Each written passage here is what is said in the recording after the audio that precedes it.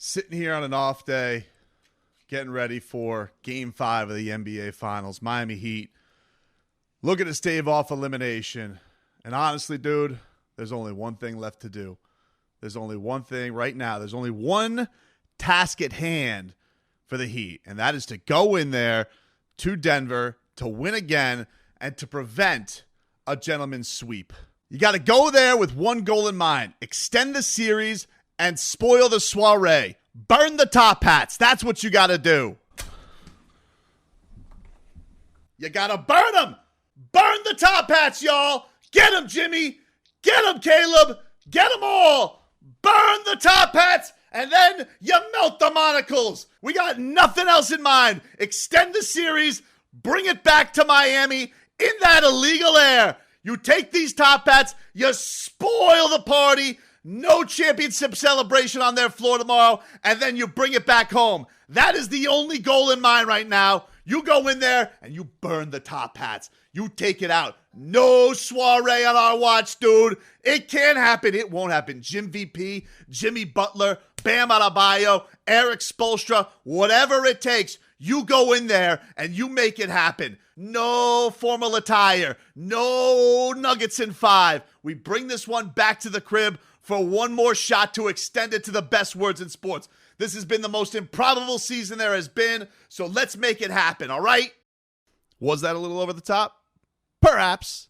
Am I in the midst of desperation right now? Maybe. Am I crazed after seeing the Miami Heat go down 3-1 and now knowing that they got to do something that only one team has done in the history of the NBA Finals? You betcha. But, we got Kevin Love, baby. Lead us, Kevin. He has been in this situation before. He's talked about it. He talked about it after the game. How you get yourself all the way back from a 3-1 deficit. Just like we say here, stay in the saddle. We know that anything can happen. It has been done before. In a conference final and finals, we've been a part of that, or I've been a part of that, and you really just have to take it one possession at a time. Forget the game. It's just one possession, one quarter, half by half, and just get it done by any means necessary, and we'll figure the rest out. He's got the blueprint. I don't know who's going to do the whole suspension thing, who we could goad into a suspension for the Denver Nuggets. But I will say, look, if anything gives me hope going into this, one, they're the only team in the playoffs to go into the Mile High City and win.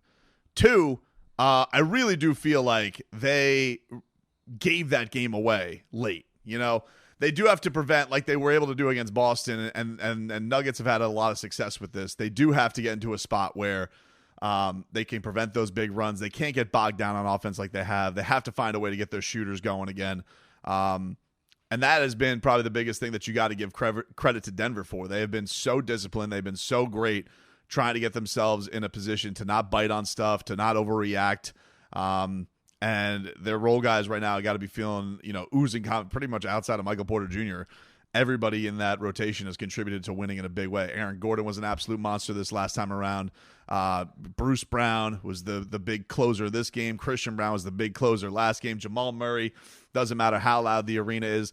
There is an element, too, that you got this going on, and you need Miami to go into this with an element of, hey, maybe Nuggets feel like they got the number. They got the Heat down a little bit. This is the least confident that they've been.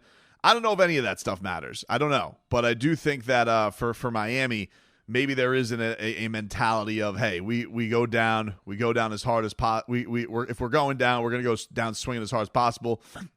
Jimmy takes a bunch of shots. I don't know. But the thing that's been special about this team is they never seem to give up, even when things look the bleakest, when things look terrible.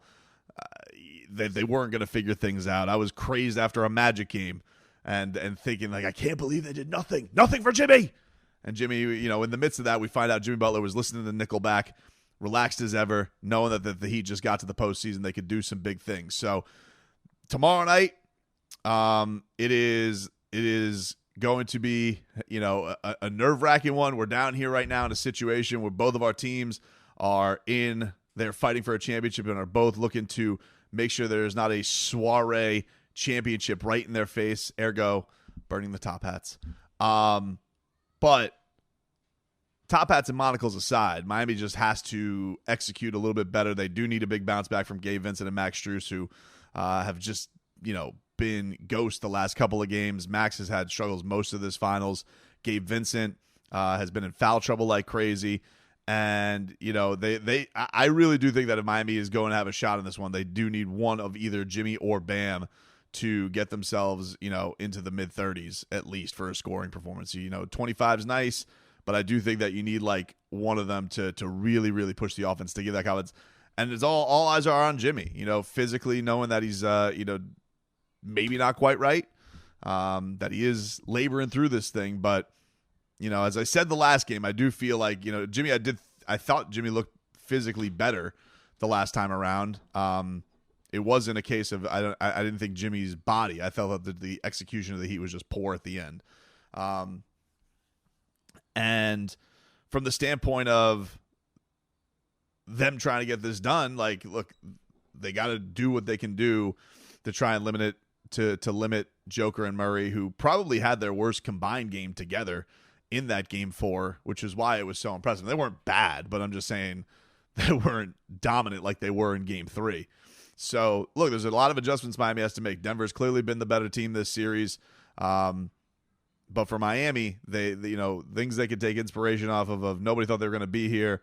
They've been in crazier situations. They've dealt with massive, massive injuries throughout this postseason, and they never blinked. And even staring, the laughter of history in their face, they went into Boston and they absolutely steamrolled. Which, by the way, I got to say as an aside, the Boston fan chirping on Twitter right now, you guys got to shut the hell up. I mean, there's really nothing you can do. We would have done better. Would you have?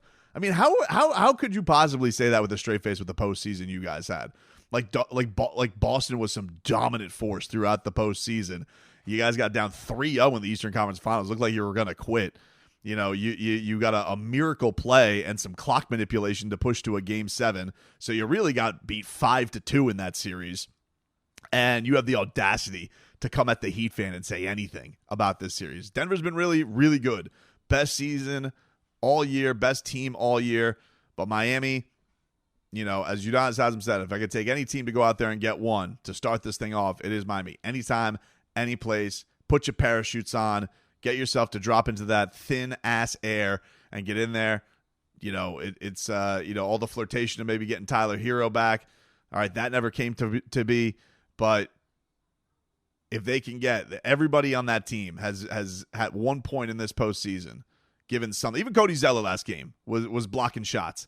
Everybody on that team and on that roster has given something to contribute to this postseason run. They need their best to try and keep this thing alive and bring it back to Miami on Thursday. You'll have and then you got a lot of time to think about to get to the next game. It is just this isolated 2 days off, going to Denver, get this win, and then you got 2 days to regroup to get to the next one. And then you got to do something. You got to snap that 4-game losing streak, and then who the hell knows in a Game 7. But right now, all that focus just turns to get this one, somehow turn the tables of what this has been, where Denver has come out of halftime like gangbusters and clubbed you over the head in 3 out of 4 games. It's one of those things where, I do think that Miami has the capability of it, but the execution's just got to be a lot better. And another thing, if I could just say, as an aside, before I close this video up, and I throw some air freshener in here from the Smoky Top Hat. Anybody who is talking about the attendance thing in the media world, the lamest of the lame. I mean, first of all, I see these Joker, Northeast national. Whoa, the seats are all empty. Look at all the empty seats that are there. I see this tweet and I'm like looking with my own eyes, peering into the crowd at the Kaseya Center, and I'm like, what is dude? Is he talking about the stairs? And then the lamest of the lame is I see this individual goes and he gets screenshots of halftime. Halftime is what he was referring to. I didn't even know that he was referring to halftime. He just said empty seats, which I was like, that's fiction. And then the fact that he said it at halftime, the fact that there were lower bowl seats that weren't filled up yet, 30 seconds into the mother bleeping third quarter. 30 seconds. And he's given screenshots of the Warriors and the Cavs and the Celtics. It's like, hey, dude, look, I know you want to think that Boston has some magic pixie dust of because they're awesome fans that wins them games. It doesn't, dude. The Miami Heat have gone in there so many times over the last 2 years and won games, and all those Sully and Mertz have gone home so sad. So I know that Boston likes to think that they have some superpower over this. They don't. And for anybody who was talking about the Heat crowd, dude, they were down 14 most of these games from like the second quarter on with a couple of little runs. And by the way, in those runs, the place got quite loud. The place was getting "Let's Go Heat" chants by itself. Those were two very lackluster games Miami has gotten. So to anybody who's sitting here and they want to harp on the Heat fan or say anything about anything, they're dummies, they're jealous, they're reaching for stuff to look at. Please save your tweets. Put your thumbs away. In fact, your thumb should be in Cancun right now. I don't even know. Put little sunglasses on your thumbs. Put little Vice shirts or little guayaberas on your thumbs. Let them go on vacation because they shouldn't be tweeting about anything about the NBA Finals. You didn't think the Heat were going to be here anyway, so you can all kiss Heat Nation's ass respectfully.